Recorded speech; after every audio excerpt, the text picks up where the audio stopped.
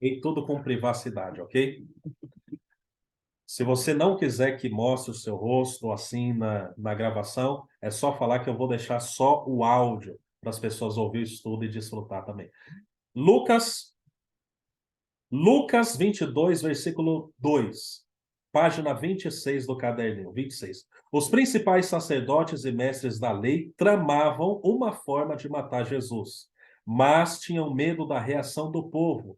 Agora vem. Então Satanás entrou em Judas Iscariotes, um dos 12, e ele foi aos principais sacerdotes e aos capitões da guarda do templo para combinar a melhor maneira de lhes entregar Jesus.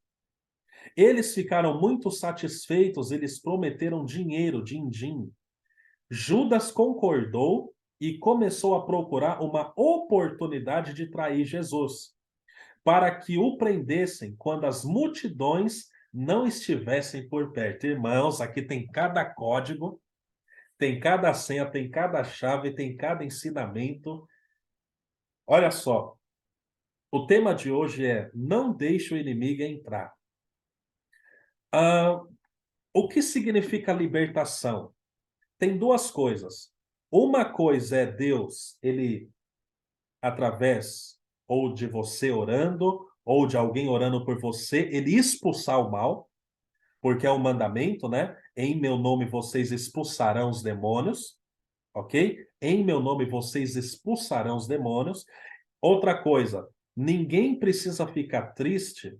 Meu Deus, expulsou o mal, eu me sinto mal. Tem igrejas que colocam no espetáculo, mas não deve ser assim. Libertação é algo bom, é algo que Deus está do seu lado. Se Ele está te libertando, é porque Ele quer o teu bem. Agora, libertação não é só expulsar o mal. Libertação é quando Deus vai nos transformando a ponto de não permitir mais e não ser mais possível que o inimigo entre mais uma vez. Qual era o problema de Judas? Todos nós temos uma fraqueza, você tem que entender isso, ok? E não brinque com a sua fraqueza, né? Porque o inimigo ele tem 6.000 anos no mínimo de experiências, ok? Se você ir lá em Israel, eles estão no ano 5.700 e pouco. Pela conta deles, nós estamos no ano 5.000 desde a criação. Aí vem aquelas perguntas, mas pastor, e os dinossauros e tal? Deixa quieto, depois a gente falar disso. Mas no mínimo 6.000 anos, mais ou menos, o inimigo tem de experiência, vendo como que o homem pensa, onde que ele cai, onde que ela cai, onde que ela amolece o coração, onde que ele amolece o coração, como que ele abre a porta, como que ela abre a porta. Então, apesar das coisas terem mudado, tecnologia, carro voando, tanta coisa boa por um lado, mas as vontades do ser humano não mudaram. Então, o inimigo ele sabe como tentar, como entrar, se ele vai entrar ou não, depende da nossa cautela e vigilância. Mas o inimigo, ele sabe como entrar. E como que ele entrou, infelizmente, na vida de Judas? Diz a Bíblia que os sacerdotes, ou seja, as autoridades da época, queriam matar Jesus. E aí a Bíblia diz que, infelizmente, Satanás entrou em Judas. Irmãos, é uma palavra forte. Satanás entrou em um dos discípulos que andavam sempre com o mestre. Então, eu quero deixar um pequeno e breve alerta aqui. Se o próprio Senhor não foi poupado de umzinho, no meio dos 12 amigos e discípulos dele, o próprio inimigo entrar num deles, nós também precisamos estar alertas. Tá bem? Fique alerta. Nem todo mundo terá o Espírito Santo que estiver ao seu redor, ok? Nem todo mundo desejará o teu bem, né? O nosso desejo é que fosse tudo bem, tudo maravilha, mas o mundo não é assim, né? Nem todo mundo deseja o teu bem, nem todo mundo deseja o seu progresso espiritual, e com Jesus foi alguém que estava perto, ok? Judas era um dos discípulos de perto de Jesus. Então, tenha cautela com quem você permite entrar na sua vida. Esse é o primeiro ensinamento. O segundo é que aqueles homens, depois que Satanás entrou em Judas, eles estavam combinando a melhor maneira de entregar Jesus, ou seja, de pegar Jesus e crucificar ele. E a Bíblia diz que eles prometeram dinheiro para Judas. E se você ler a Bíblia, você vai ler e perceber que Judas, houve uma situação que uma mulher estava oferecendo um perfume ao Senhor Jesus, e era muito caro aquele perfume, muito caro mesmo. E ela quebrou aquele perfume, que era tipo um bálsamo, aos pés do Senhor Jesus e ungiu os pés dele. E começou a adorar o Senhor Jesus. Ok. Quando Judas viu aquela cena, ele falou uma frase, agora você tem que tomar cuidado. Ele falou uma frase que parece bonita. O que que ele disse? Ou esse tanto de dinheiro poderia se dar para os pobres. Poderia vender o perfume que a mulher deu para o Senhor Jesus e dar para os pobres. Olhando assim, parece algo bonito. Uau! Judas queria praticar caridade. Mas o que que a Bíblia diz? Mas isso ele dizia porque ele roubava da bolsa, ok? Então, não seja uma pessoa levada quando alguém diz assim: "Ah, eu leio a Bíblia". E daí? Claro, leia mais, claro. Eu oro. E daí? Claro que é bom. Mas eu estou falando, não se assuste com as aparências, ok? Quando alguém diz assim: "Nossa, eu ajudo os pobres, eu faço isso, eu estou envolvido com a sociedade, não, eu estou sempre participando das coisas da igreja e tal". Por um lado é bom, mas a gente não sabe de todas as intenções do coração, ok? A gente não sabe das intenções do coração. Então, há momentos que alguém vai falar assim: "Ah, mas isso poderia ser usado para algo mais para os necessitados". Mas note, aquela mulher estava adorando Jesus, adorando o mestre. Judas poderia ter falado antes: "Ó, eu vou ajudar os necessitados", mas ele só vai falar aquilo agora que a mulher estava derramando perante o Senhor. Então, a adoração, o nível de adoração daquela mulher incomodou Judas. Então, pode ser que o seu nível de adoração vai incomodar alguém. E se você não tiver vigilância, você vai ser um pouco abalada e vai querer voltar atrás na sua entrega. Quem está entendendo? Então, por exemplo, quando Jesus chamou os discípulos, ele disse: Ó, vocês não são mais pescadores de peixe, vocês serão pescadores de homens. Claro que isso foi um chamado especial, mas eles precisaram ali, estou falando os apóstolos, deixar o emprego e ir pregar. Eles precisaram deixar o emprego, eles tinham uma empresa de pescaria e tinham, aquele momento, recebido uma grande abundância, porque pescaram muito peixe, e Jesus fala: agora vocês serão pescadores de homens. Alguém olhando de fora diria assim: nossa, mas você precisa de sustento. Você acha que você vai viver do quê? Mas Pedro fez isso, ele deixou tudo e foi servir o Senhor Jesus. Então, Pedro também teve uma entrega. Então, tem várias áreas que a gente pode ter uma entrega ao nosso Senhor. Você me compreende? Há várias áreas que você pode ter uma entrega.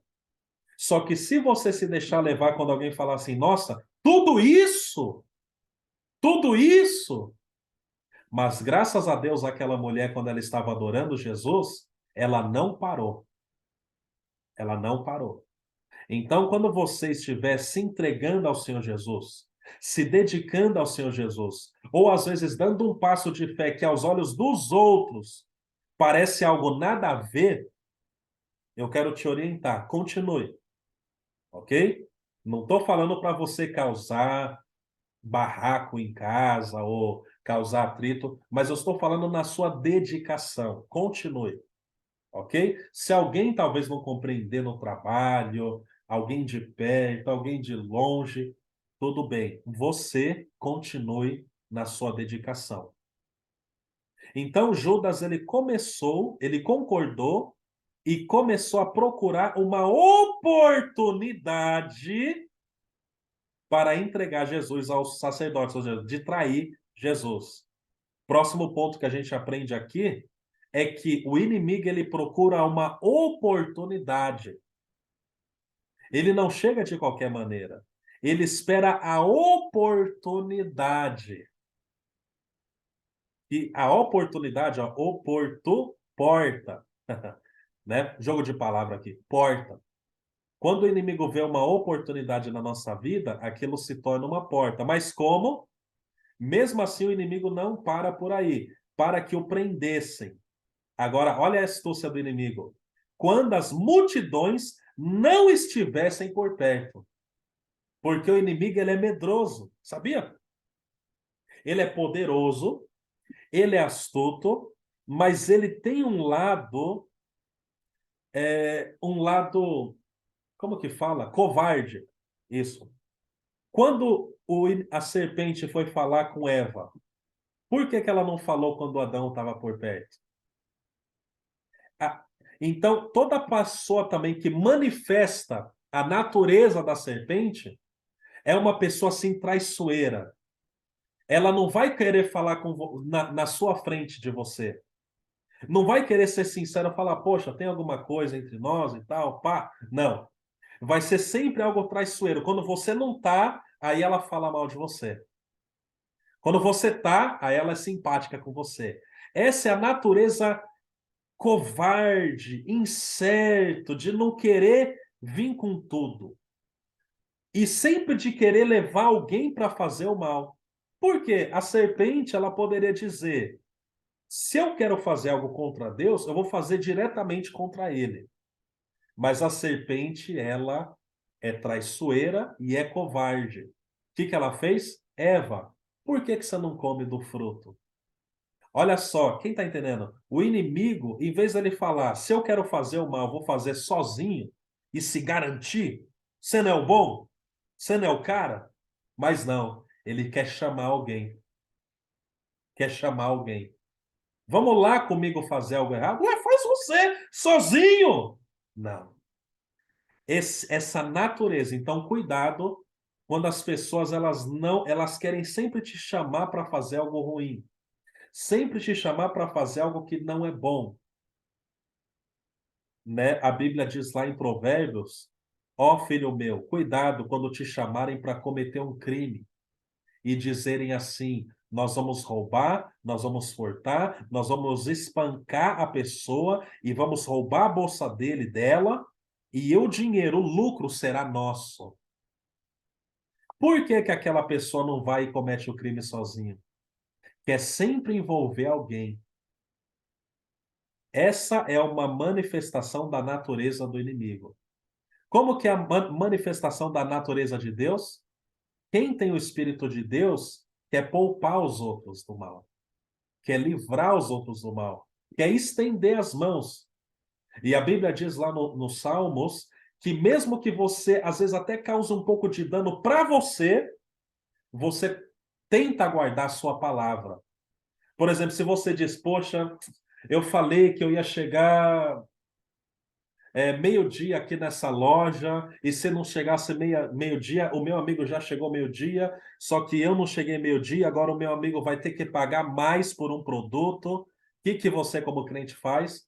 Você assume a responsabilidade e fala, ó, quem chegou atrasado aqui na loja foi eu, e a gente tinha combinado de comprar um aparelho aqui, e eu sei que por causa de mim você vai ter prejuízo, então eu vou arcar com a consequência porque eu cheguei atrasado. Quem está entendendo? Porque é isso que está escrito no Salmo, que ainda que você jure e você no fim fica com prejuízo, você prefere receber o prejuízo quando você sabe que você que errou. Está escrito lá. E isso é um dos requerimentos para você, quando a Bíblia diz assim: quem entrará no santuário de Deus? Ter as mãos limpas, não falar mal do seu próximo, não tramar algo contra o seu vizinho, e isso que eu acabei de falar. Ainda que você tenha algum dano, você perca algum dinheiro, mas se você combinou algo, você fala: eu vou arcar com isso. Amém? Isso é um comportamento. Agora o inimigo ele faz o contrário. Ele quer prejudicar. Nós, como crentes, não podemos prejudicar os outros, ok? Para que o prendessem quando as multidões não estivessem por perto. O inimigo sabia que Jesus ele tinha uma multidão ao favor dele. E se fosse prender Jesus no meio da multidão, a multidão ia entrar na frente dos soldados e não ia permitir. Então, o inimigo sabe até mesmo o horário de vir contra você. E a minha oração no dia de hoje é que Deus te mostre os horários que você está mais sensível. Quem me compreende? Porque talvez há horários que você está mais vulnerável. Talvez há horários, e horários mesmo, hora mesmo, tal hora, você está mais vulnerável. Sabe você por quê? Mas o inimigo, ele sabe, ele analisa, ele é bem estratégico, ele analisa, meio-dia, tal, ele chega do trabalho, esse horário ele lê a Bíblia, ali, tal. Por isso que às vezes você percebe que tem sempre umas brigas, sempre em alguns dias, às vezes. Quem já percebeu? Olha só, sempre em alguns dias, por que que sempre, né? Tem família, ou tem casa, ou tem situação que é sempre um pouco ali antes do almoço. Tem uma briguinha ali antes do almoço. Ou aquela coisa antes de sair. Ou uma briga sempre no carro. Sempre no carro. Então, o inimigo, ele sabe quando que você está mais vulnerável. Eu lembro de um pastor, ele era da Ásia, não sei se era China ou Coreia, Coreia. Ele falava que sempre que ele ia pregar, ele brigava em casa. Ele brigava. Sempre que ele ia pregar, e aquilo perturbava ele, até que um dia ele também se arrependeu, brigava com a esposa, né, e falou: não, dessa vez eu não vou reagir e nem agir. E ele entendeu a mecânica do inimigo. Ele viu que sempre, não sei se era domingo, se era sábado, tanto faz, mas ele viu que sempre que ele ia pregar, sempre que ele ia fazer algo para Deus, havia uma briga em casa. Ok? Então, irmãs, eu fico maravilhado com a palavra de Deus, como que ela consegue nos ensinar tanto em um capítulo, ok? Isso ainda é pouco. Mas eu vou parar por aqui. Então, o negócio é, o ponto fraco de Judas era o dinheiro. Ok? E a minha pergunta para você é, e nem quero saber a resposta, você responde para você, tá bom? Qual é o seu ponto fraco? Talvez na hora veja aí na mente. Qual é o seu ponto fraco? O de Judas era o dinheiro. O diabo sempre tenta entrar em nossas vidas pelo nosso ponto fraco. Eu lembro de um grande doutor, médico, doutor Laí Ribeiro, você conhece, toda hora ele está na internet, e você gosta de tomar um suplemento que ele falou que era para tomar uma gengibre, tomar uma água com limão, né? Pronto. E ele disse: você é tão jovem e tão saudável como o seu órgão mais fraco. Por quê? A pessoa ela pode estar toda forte, cheia de vitalidade, mas se algum órgão do corpo dela não está bom, o rim pode estar bom, o coração pode estar bom, mas aquele um órgão que não está bom, causa, vai. Você tem que cuidar de todo o corpo. É isso que ele estava querendo dizer. Ok? Então, não adianta ter só uma parte, um órgão está bom, mas o outro a gente está maltratando de algum jeito, de um jeito ou outro. Assim também na nossa vida espiritual. Não somente olhe para o lado forte. Por exemplo, talvez você é uma pessoa que lê. Mas talvez Deus está dizendo, fortalece um pouco também na oração mais. Talvez você é uma pessoa de oração, mas aí quando alguém te talvez faz uma pergunta sobre a Bíblia, você se embaraça. Deus está falando, continue orando, mas transforme, cuide desse lado mais frágil seu. Quem está entendendo? Não confie só na sua força. Ah, eu sou uma pessoa muito estudada. Entra no mistério também. Entra, a Bíblia diz, crescendo na graça e no conhecimento. O que é graça? Poder. Abashuri, bioyojo. Poder, fogo. O que é conhecimento? Bíblia. Lucas 1:37. Porque para Deus nada é impossível. Porque isso e aquilo. Tal. Você tem uma mente organizada. E não só crescer também na graça e não, eu não sei, não entendo a palavra. Não. Nós temos que ter alguns pontos básicos que a gente pode nos apoiar. Ok? Então, que Deus te abençoe. Fortaleça aquilo que está fraco, porque é tempo de nós fortalecermos os pontos fracos, pois a caminhada é longa. Ok? A caminhada, meus irmãos e minhas irmãs, é longa. Não é aqui o nosso descanso, portanto, ainda há uma caminhada e nós precisamos do Senhor. Senhor, cobre o teu filho e a tua filha com teu sangue, que tu fortaleças, nós pedimos, ó Pai, todos os pontos fracos. Não nos deixe, Senhor, onde houver uma porta aberta em nossas vidas, fecha ela, Pai. Mas nós sabemos que às vezes o Senhor já está ansioso e desejoso de fechar a porta. Às vezes, o Senhor quer que nós fechemos as brechas, Pai. Porque tem brechas que o Senhor não vai forçar. Nós que precisamos ter conscientização e fechar aquela portinha, aquela brecha. Espírito Santo nos mostra onde estamos fracos ainda e frágeis e vulneráveis aos ataques do inimigo. Nos mostra os pontos em que a nossa fé está desenvolvida, mas também aqueles pontos em que sempre, de tempo em tempos, duvidamos, porque o inimigo também entra pelas dúvidas. Porque diz a Bíblia que tudo aquilo que é da dúvida é pecado. Portanto, Pai amado, nos fortalece. O Senhor está me lembrando aqui que Judá, se você perceber, Judá, ele tinha um problema. Judá tinha um problema. Qual era o problema de Judá, pastor? Imoralidade. Diz a Bíblia que Judá, ele foi num lugar que ele não deveria ir, se embaraçou com a própria nora, se eu não me engano, e pronto. O que depois Davi fez? Você sabe, né? Que depois que Salomão fez? Salomão construiu o altar para as mulheres que ele começou a casar de outros deuses e se envolveu até com outros deuses. Esse era o problema da tribo de Judá. Qual era o problema de Abraão, Isaac e Jacó? Mentira. Diz a Bíblia que quando Abraão chegou, ele mentiu dizendo que Sara não era esposa dele. Isaac fez o mesmo. Jacó, todo mundo diz, né? É enganador. Apesar que o nome dele não significa enganador, mas ele enganou o pai. Então, cada linhagem, mas eu profetizo hoje na tua vida que se tiver algo na linhagem da tua família, na linhagem da sua tribo, da sua família, da sua genética, seja no lado físico, saúde, seja no lado espiritual, seja na alma.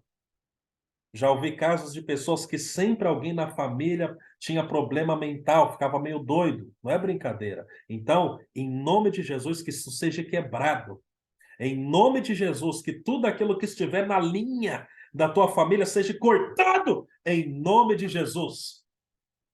Tudo aquilo que de tempo em tempo acontece nas gerações da tua família, que seja quebrado em nome de Jesus. Toda notícia que de tempo em tempos chega aí na tua família, notícias ruins, que seja interrompida e cancelada em nome de Jesus. Todo problema na área do pecado que de tempos em tempos acontece na vida de familiares, na sua linhagem, familiar que seja quebrado em nome de Jesus. Senhor, não nos deixe cair em tentação, Senhor, mas livra-nos do mal.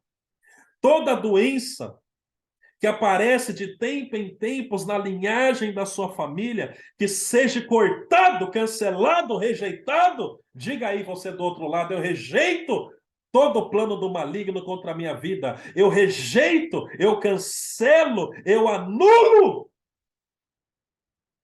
Em nome de Jesus. Pai amado, que seja arrancado pela raiz, porque está escrito: toda planta que o meu pai não plantou será arrancada. Eu profetizo essa palavra na tua vida.